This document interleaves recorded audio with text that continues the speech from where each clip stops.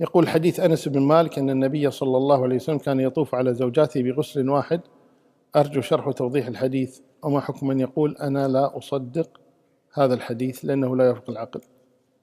يعني كثيرون لا يصدقون كثيرا من الروايات، هذا لا شأن لنا بهم، لا تتعب نفسك معهم.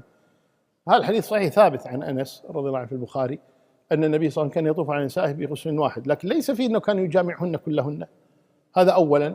ثم ثانيا لا تقيس نفسك على النبي صلى الله عليه وآله وسلم، وهذه خصوصيات للنبي صلوات ربي وسلامه عليه.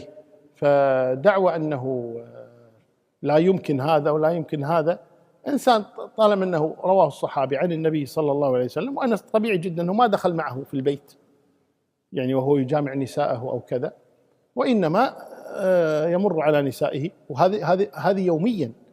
النبي صلى الله عليه وسلم بعد العصر يمر على جميع نسائه، لكن ليس بالضرورة أنه يجامعهن، قد يجامع واحدة منهن أو اثنتين ثم يغتسل، هذا أمر طبيعي جدا.